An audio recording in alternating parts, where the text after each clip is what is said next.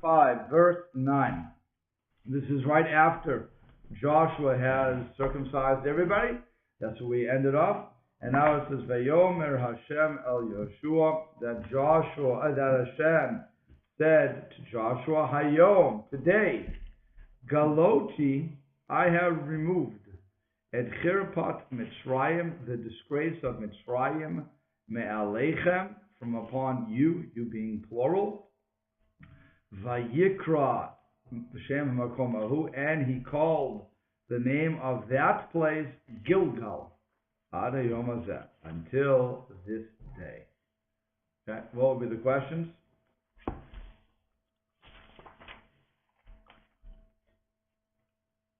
What's the reproach of Egypt? Good. What's that? Next.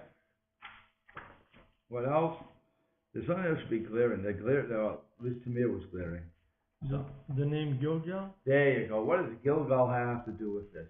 Oh. Okay. Here I removed the shame from Mitzrayim, which, what is that? And then why is the place called Gilgal?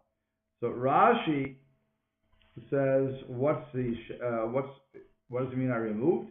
Or Galoti? Actually, Galoti means I have revealed.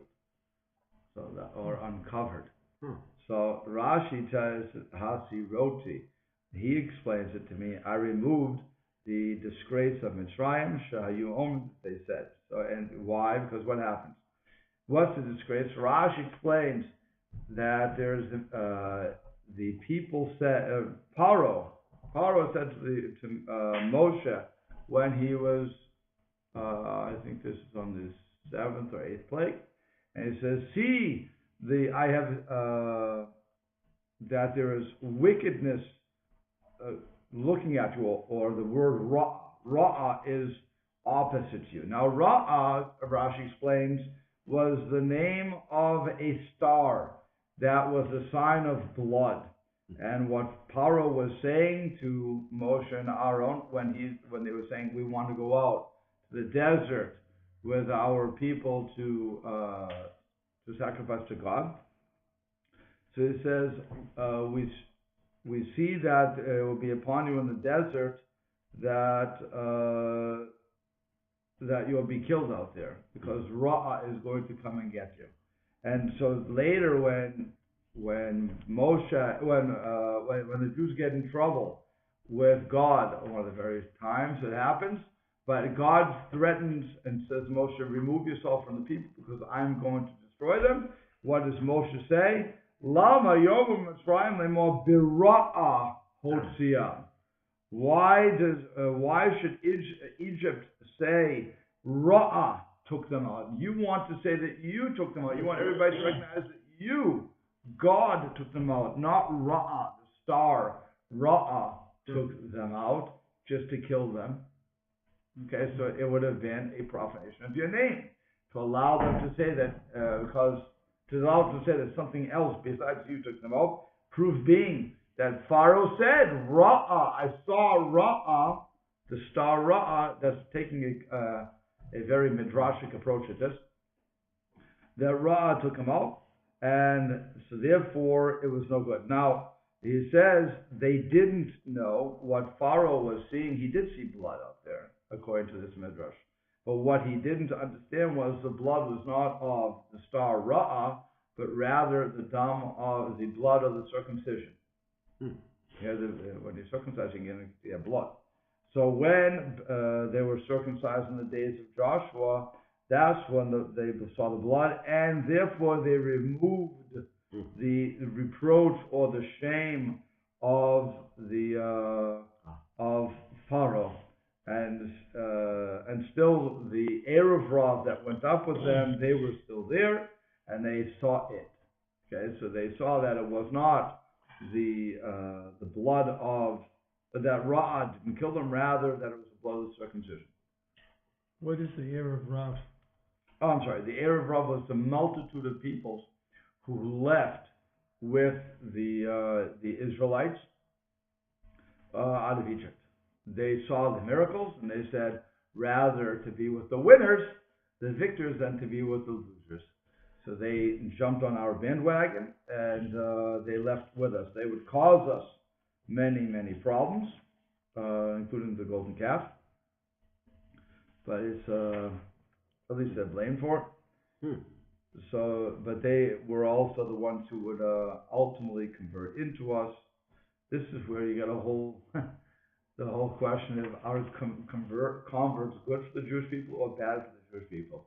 The Erev Rav made it because they came joining us out of a fear of the Jewish people and God, fear as in F-E-A-R, for those who don't understand Bostonian, but it's the fear of the Jewish people and God. So that was not a good convert. A good convert is one who comes from Ahava, one who comes from the love of God and the desire to follow God. So if I'm going to come out of fear or the belief that I'm going to be part of the victors, and I was rich, again, not l'shem shamayim, not for the sake of heaven, that again is a negative way to come in, and which is why, like I said, conversion is very difficult today.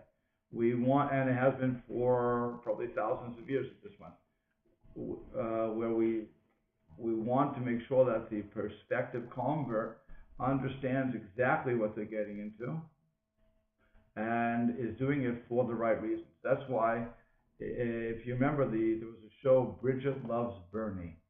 This must have been in the 60s or 70s, something like that. I remember watching it. It was a show of Bernie being the Jewish person, Bridget being the non-Jewish person.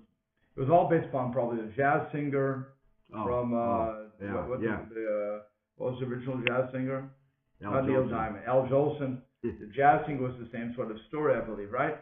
Where he was he wants to intermarry. This is an ongoing thing. Bridget Loves Bernie was just the weekly serial.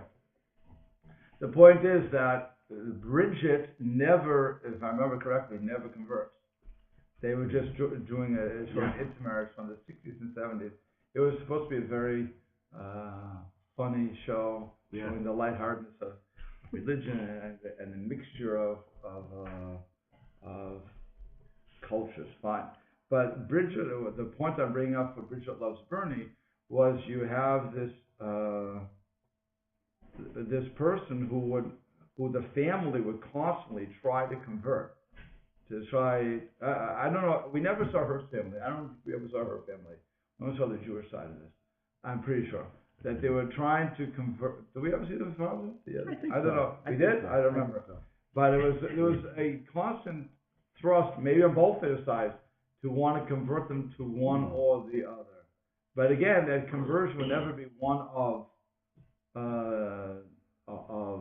love of God. It would be love of the person, which is why when somebody comes to us today and they would tell us, I'm going out with a Jewish blank boy or girl and I want to convert, that is like the instant kill. That's a kill switch for any possible conversion. You just lost.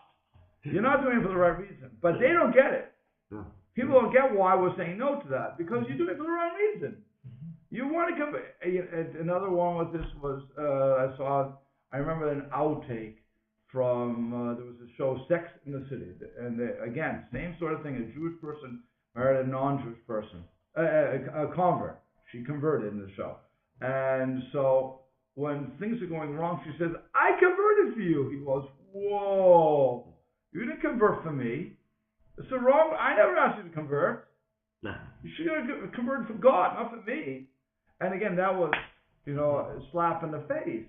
And all those shows have one thing in common, that when you don't convert for the right reason, it's not a good situation.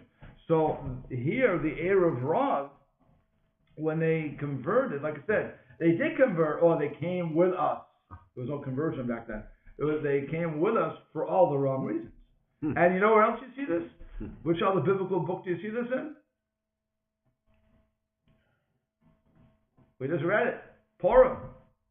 What does it say? Well, Purim, all the people, when they saw that Mordechai became second in command, everybody wanted to convert, because they said, "Whoa, better be with the winners than the losers."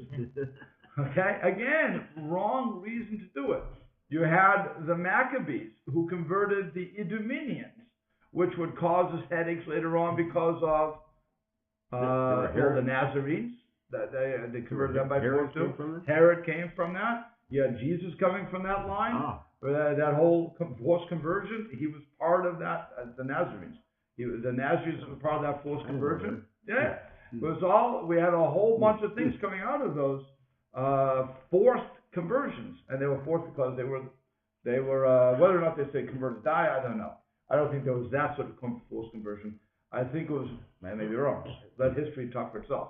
But it's it was more of we're part of the victors. So that's why I always think it usually was. But like I said, I'm not going to argue. If people want to argue that it was really forced, convert or die, possibly could have been. But the Maccabees were at one point went a little over the edge, according to historians. We also don't appreciate what they did. But it's beginnings were good, but yeah, they didn't do it. They didn't do so well. But it's but I'm saying that's where you get the Erev Rav. So they become a very important situation. And that's why the Rambam will say that the Maimonides says that the converts are a how does he put it? A plague to the Jewish people. On one hand, if they're really strong in their observance and they really love Hashem and they show people how it could be done, that's bad for us too. Here we're born into it and we don't appreciate the gifts that we have. Okay, so that and they show us up. That's not a good situation. On the other hand, they may just convert and then be turned off, and here they're pulling us down the other way. So to say, and they may go back to their old religion. I know people who've done that, where they convert, they go through everything. And believe me, we put them through hell. It's not easy to become Jewish. But once you get in, you can't go. It's Hotel California. You can never leave. But they do, because they never bought into it. So something happens in their life, and either they go to no religion, but more generally, they go back to the religion they came from. And this you see in the Torah. Who did this? Hagar. Hagar was the maidservant of Sarah, and she was part of Avram's family for years. She saw 4 angels and didn't tremble. Think about that. If you and I would see one angel, we would think it's over, like Manoah. So an angel said, we're going to die. His wife had to bring him back to reality. If he wanted to kill us, we would have been dead already. Okay. But she sees 4 angels and doesn't think twice. God speaking to her, doesn't think twice. What happens when she goes, it says when she was sent away with her son, when he's 15 years old, at least, it says that she went back to her way. Which means she reverted back to Egyptian idolatry. So it's normal that when something bad happens, I'm going to revert back. It's the old story about, what's his name? The black singer who converted. Sammy Davis Jr. Yeah. Right. So he was crossing the street and he just missed an accident. He makes a crucifix on him. He said, so they said to him, I thought you were Jewish. He said, it was a shorter path. Right, that's shorter. But nonetheless, you go back, if that story is true, it would just prove the point. You always go back to what you knew. Okay? And so that's, again, why a convert could be strong for us. It could also weaken us. Right. So that's why the Rambam was, and use Erev Rav, 1 second. That's why Rambam and using the Erev Rav would argue that way. Yeah. My cousin, my first cousin, this was a long time ago, married a Catholic girl, and they had children. She took a Reformed conversion. They got divorced, I don't know, umpteen years later, and she went back to the church. Right. Like I said, it's normal to think I'm going to go back to what I knew. That's why also when you have people who go religious, if they decide to go non-religious, they normally going to revert back to what they were brought up with, because they don't want to throw everything away, but not normally, but they don't want to be as stringent as whatever they went into. So you have people who go through the whole gamut. They'll start in Reform. They may go conservative, Orthodox, but then Reform. And you have others, Orthodox, who will go the other way and in the end say, you know what, none of this is for me. If I'm going to go, I'm going to go Orthodox or nothing. So you have like Israelis. right. You have people who go all over the place with this, but that's all part of that would be all coming from the discussion of the Erev. But yeah, okay. So that's number one. That's Rashi's explanation. The Malbim gives a different explanation, and I thought that his explanation was also extremely interesting. Let me just find it. The Malbim says, what is the disgrace that Hashem removed from them? That which they became lazy or lax in, namely the mitzvah of Brit Milah. That's, and how is that? And now remember, we said, and if you go to the last class, okay, you can see it online. If you go to the last class, we went through a whole situation. We had a couple of different reasons. The north wind wasn't blowing. They weren't staying in one place long enough, or they didn't know they were going to stay in one place. So they were always thinking that the child won't heal up fast enough to travel, and they weren't willing to wait outside of the cloud, so on and so forth. Besides those who did, but we had people who didn't. That you have a leniency. If I'm given a leniency, and I choose to follow that leniency, suddenly I should be called wicked for that. And that's what Hashem, that's what the Malbim is saying at this point. That Hashem said, I removed that shame from you. Namely, once again, everybody right now has been circumcised. Now it goes further. He says, because further than they were not yet cleansed from the idol worship of Mitzrayim, of Egypt, because that there in Egypt they were uncircumcised. Remember, when they're leaving, when they're departing from Egypt, we said that Joshua also circumcised them on the way out. Remember? That was the first thing. So during their 210 years that they were enslaved in Mitzrayim, they were also uncircumcised, except, again, for the families or the tzaddikim that would do it, but for the most part, people were not circumcising themselves.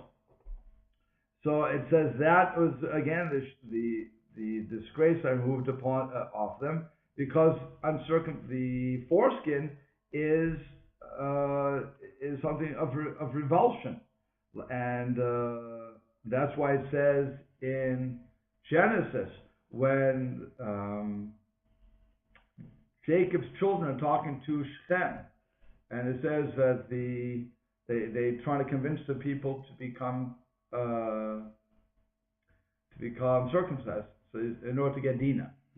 So they say we can't have anybody that's a foreskin because that's a disgrace for us. So therefore, now that Hashem commanded Joshua to circumcise Bnei Israel on this side of the Jordan, namely in Israel, so now finally he has removed that stigma that they had. And there's another opinion that says even further that this stigma was because the Egyptians themselves were against circumcision. So it was like their assimilation into the country. And now I finally removed that. So you have three different ways to look at this. Okay, but nonetheless, God is saying, I removed that. And the question was, I call the place Gilgal. And the Zudat Sion, who normally translates the words for us, explains that the word Galoti comes from the language of Gilgal, which means round, or Zavoti. I can't find it right now, but but he's saying that it comes from the language of Gilgal. Okay, Galoti removed. It's a play on words, if you will, but Galoti goes to Gilgal, just like when it goes around is removed.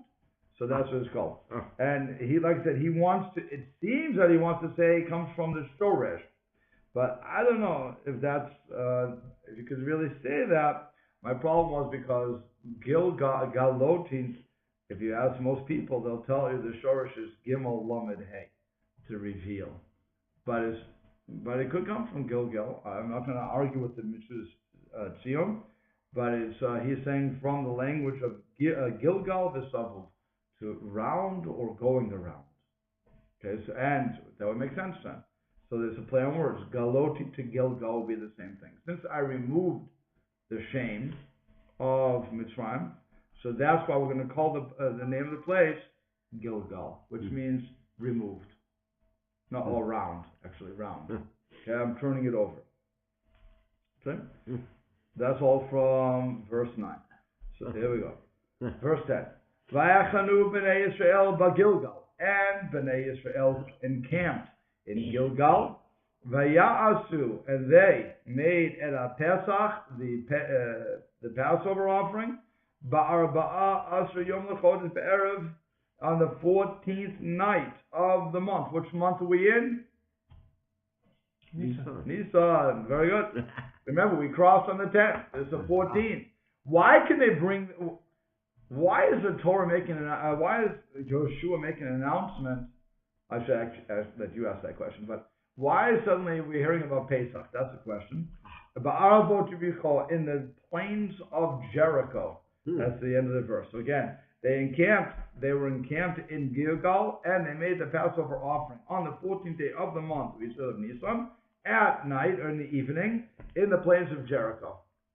They left Egypt on the same day, yeah, was it? They left the 16th, actually. Ah. Right, no, because the 14th they had to do it. The 15th is, I'm sorry, they left the 15th. So the 14th is when they had to bring it. The 15th is when they got out. They made their first, what was it, the Machas HaBachoros, that was the first Pesach, right, wasn't it? Right. Okay. So we're 40 years later. This is 40 years later. Right. Could this relate to that word Gilgal, meaning turned over? Because leaving Egypt, they had Pesach first, then left. Now, and they had Pesach in Egypt. Now they're in Israel, and they have Pesach after going into Israel. It's like flip-flopped. Okay. Not where I want to go, but that's why you can be a preacher too. But what else? What are the requirements? I'm going to ask you an interesting question. What are the requirements to offer a Korban Pesach, the Paschal Lamb? What must one be in order to offer that?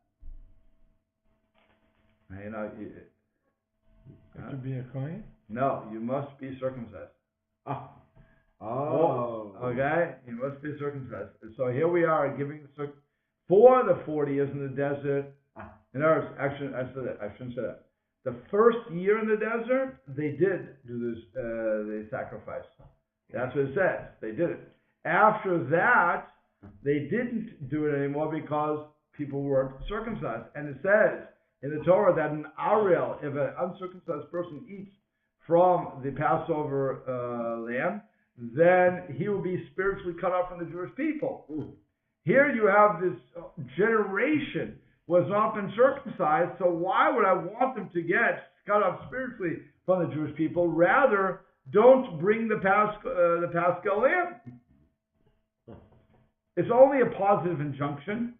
I say that not so lightly, but if it's a negative injunction, do not murder. Okay, I can't say, well, I'm not in Israel, I'm not here. I really don't apply. I can kill. You can't do that. Okay? You just can't do it. You cannot kill. You cannot murder. You cannot steal. You cannot speak Lashon Hara, no matter what. But when it comes to a positive injunction, you must sit in the sukkah. What if I don't have a sukkah? So I don't sit in the sukkah. You must put on tefillin. What if I don't have tefillin on? So you don't put tefillin on. What if if a person has a cast on their arm? What do? You don't put it on. If when people go to the hospital, they put an IV. They put the IV normally in the place you're going to put the film on. Don't put it on. Okay, it's a positive injunction. If I can fulfill it, I should fulfill it. But if I cannot fulfill it, I'm not going to be punished for it. Unlike the other way. If I commit a negative, I will be punished. Period. Okay, so now... Because all you have to do is do nothing to obey that, right? Correct. Is I have to... Right. And the negatives normally are punishable because they normally have to do with somebody else. Okay? But I will be punished. Because I could have left it alone, like you said. I didn't have to touch it. When it comes to a positive, the only time I get the mitzvah, though, is when I fulfill it. But if I cannot fulfill it, so, okay, I didn't get to fulfill it. It's not a good thing. Another thing is good. Another thing, we should strive to do that. But it's, nonetheless, I can't be punished for it. You understand what I'm saying? If something prevented you from doing it. Yeah, or if I just decided I didn't want to.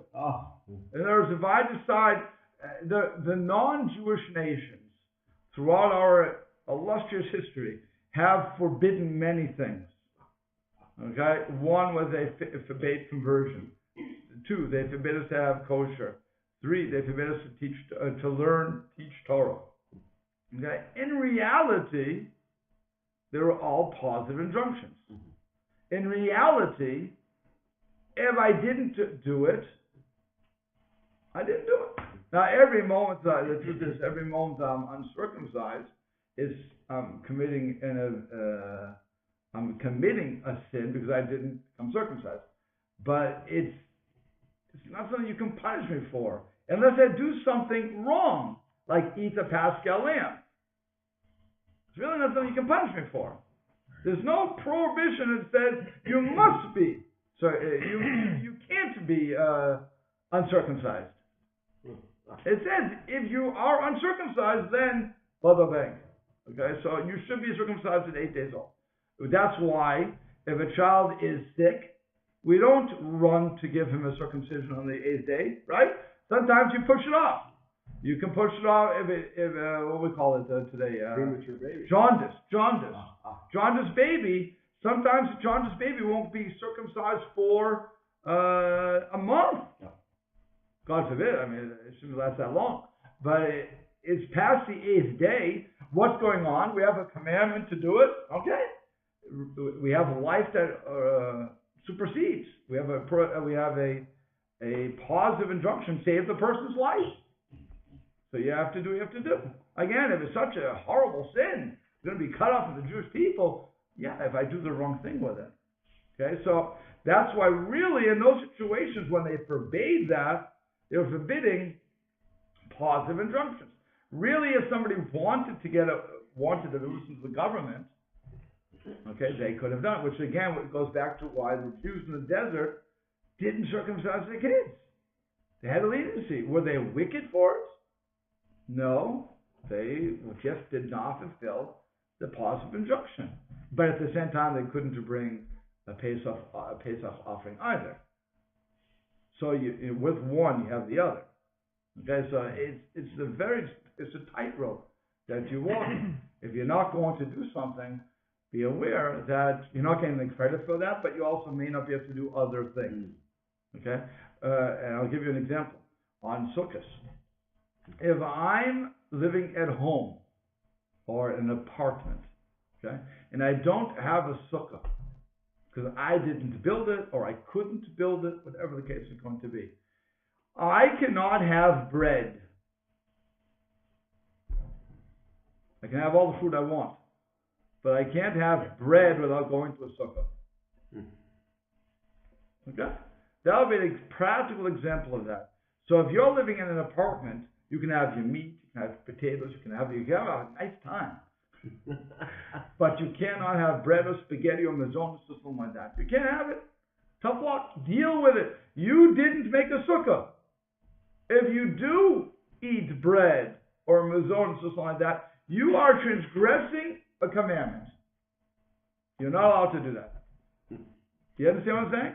So with everything I don't do that's positive, there's a negative side to that. That's why you really want to fulfill all these mitzvot if possible. But if you can't, you can't. When I was living in an apartment, I didn't have the opportunity to put up a sukkah. So what I would do is for the chagim, for the holidays, the shul I was working for did put up a sukkah. So I went to their sukkah and I ate. Me and one other guy. It was freezing out there. But it was Canada. I remember it was so cold. But you have to do what you have to do. You put your jacket on, you go out there. Enjoy yourself. But, if it's raining, you don't have to go out there. But it wasn't raining. It was a clear night. So you were hoping for snow, please, no. It didn't work. But that's what I'm saying. It was that sort of thing where once I have if I have it, I use it. If I don't have it, I can't, but I still can't do whatever I want to. Okay? That's why during Pesach, we just went through Pesach. Everybody loves matzah by the end of Pesach. It's the best thing going on. The mitzvah is to eat Pesach the night of. In other words, at the Seder, I must eat. It's a positive commandment. What happens if I can't eat it? So don't. Again, you didn't transgress any law. You didn't fulfill it, but you didn't transgress. But let's say I can't eat it. I eat the matzah. Very nice. I don't want any more matzah for the rest of the chag. No problem. There's no mitzvah to eat it during the rest of the chag. I don't have to ever eat it again after the Seder. It's done. I'm through. But I also can't have bread no matter what. Again, I can have my meat. You don't have to eat it for 8 days? Nope. You only have to eat it at the Seder. That's the only mitzvah that you have. Now, if you want to make hamotzi the rest of the time, right? So you have to make of a matzah. But if you notice, nobody will tell you, Leah, that on the Seder we tell you, this much matzah you must have.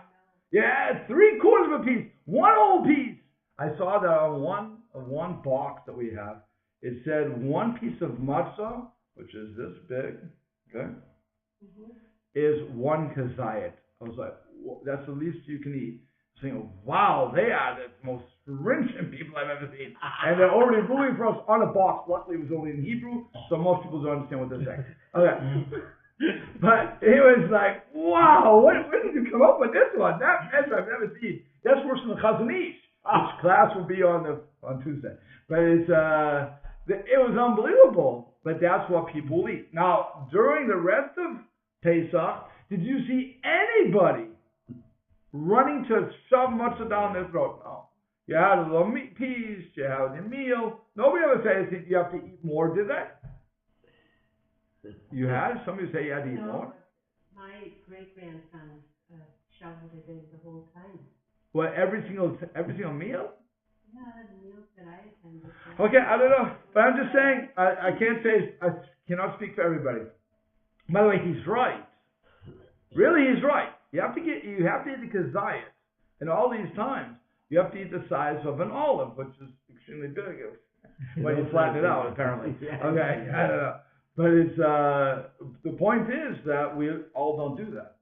Most people will take a piece. By the time you finish your meal, by the way, you probably had more than kazayit. Okay? An olive size. But whatever. I'm not going to get. But most people aren't pushing that. And like I said, when it comes to drinking of the grape juice, the wine, or whatever else, if you can't do it, certainly the rest of the time, so you don't. Okay. So you're not committing any avera. There's no avera by not doing it. Like I said, there's no mitzvah, by the way, you get either.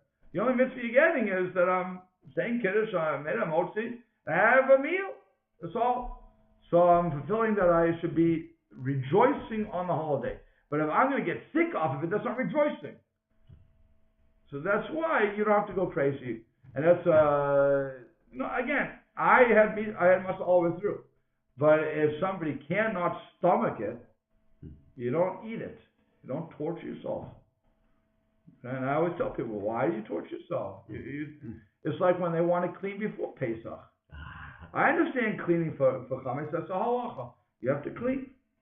But it doesn't, if I'm going to start washing the walls, or vacuuming my curtains, I don't think bread got there. Call me nuts, but I don't think that's happened. I'm not going to do that. And I'm just going to do a normal cleaning, and I guarantee I'm going to get up 99% of it, and the rest I just nullify. I don't have to make myself nuts over this, but people love to make themselves nuts, become more miserable than it is. And hopefully the myriads of thousands and millions of people who are watching this video will hear that for next year. Okay. But really it's the most amazing thing. But that would be, again, we cannot own chametz. We cannot own leaven products, which is why we go through, which is why people go through such a crazy. But I sold things to everybody. Leave me alone. That's well, my mother has a custom, and I can only call it a custom because it's not a law. If there was anything open, you may have had this too when you were growing up. You may still do it. I don't know. But it's if any box of cereal was open, that's when the non-Jewish neighbor would get it. Anything that was open. If it was closed sealed, my mother would sell that, as it were, she told the rabbi, sell my chametz. But anything that was open, she never kept. You ever have that? Yeah. Yeah? And don't you burn it if you don't have a neighbor? Or give No, you sell it. No, you sell everything. You sell it. And there was once I sold it. I don't have to burn it. But my mother, once it was open, I don't know why, I never really asked her, but she never wanted to come back to the house. She would give it away. I said, this is yours. I used to be boxes. Go on, neighbors here. This is yours. Thank you very much for taking it. And they would say, oh, thank you. It must be Passover. Got used to that. But like I said, it really was unnecessary. In reality, it was unnecessary. You're selling it. It's not. I don't have to get rid of it. Once I sold it, I sold it. It's not mine. You want to store it in my house? That's your business. Okay. But but that's part of you can't own it sort of thing. Okay. But that, like I said, so it all comes down to one thing. I have a positive. I have a negative. Negative, I just can't do, or I will be punished. Positive, if I don't do, I won't be punished, but there are ramifications to my lack of doing. Okay? So that's why when it comes to here, they could finally bring the Passover offering because they were finally circumcised. And they were in the plains of Jordan when that happened. Again, that's important to know because they knew that the people around them were not going to bother them because they had the fear of God upon them, because the nations, the people living outside, had heard or seen the miracle of the Jordan. Okay? So, Jordan or Jericho? Jordan. They haven't yet seen Jericho yet. Oh, it's in the plains. They're in the plains of Jericho. They're not in Jericho yet. Okay. Good. Okay, so now let's see what happens next. Vayochlu, and they ate me'avor haaretz. Me'avor in this case means the food or the wheat or some sort of that of the land. Mimacharat Pesach, after the Passover. Masav kaloi be'etzem vayom hazeh. Masot and kaloi usually means parched something, parched corn. What do they translate it? You're calling it roasted grain. Roasted, parched, okay. Roasted grain. Be'etzem hayom hazeh, in the middle of the day. So, Rashi said, Metzudas David explains, after the day after the first day of Passover, which was a time, and we're in the midst of that right now, when you had to bring the sheaf offering. You have to, in order to eat of the new grain that was coming up, we have to bring of the sheaf offering. Okay? So that's the point. On the 16th, they could bring the sheaf offering, and then they can now eat from the new grain. Until then, they had to eat of the old grain. This is a whole concept that we have in Jewish law, where you have what we call chadash, and you have yashan.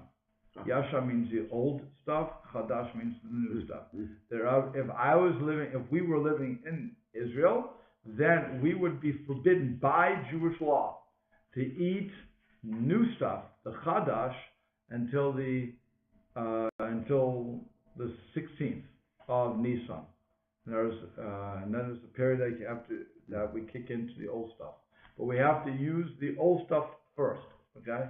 Not finish it up, but that's why it's called Yashan. Some people can only have the Yashan wheat. So they have to know when that wheat was picked and milled. And when does it commence? I forget when it commences, but probably the 16th. From the 16th, there you go. The 16th. In other words, until then, the next year's growth, you couldn't touch till the 16th. 16th of Nisan. Right. Oh wait, so with Yashin, the Yashin period is then before Pesach. Yeah. So there's whatever, that would be the cutoff point, 16th. So that which was before the 16th is, if I remember correctly, I forget how this exactly works, is Chadash, and then after is Yashan. Then after that, the 15th, that new stuff is Chadash. Who typically, strictly speaking, it's only in Eretz Yisrael? No, people in America hold this. I mean, I'm saying, but some people do. Some yes, don't. It is an argument. Everybody does in Eretz Yisrael, yeah? Yeah. In Israel, there's no question. And here, there's a question as to whether this law applies only in Israel or also anywhere. Who generally holds it? Hasidim or? No, you had Rav, what they say is Rav Aaron Soloveitchik. Really? Yeah, so Yeah. you have, it's not Hasidish. Yeah. You have people who are from the Litvisher world who are saying that it is biblical, not rabbinic, biblically forbidden to have Chadash, new grain, outside of Israel until a certain date. Others hold it's rabbinic. So if it's rabbinic, so then we're lenient to it. But for those who are holding as biblical, you cannot be lenient. Is that date the 16th?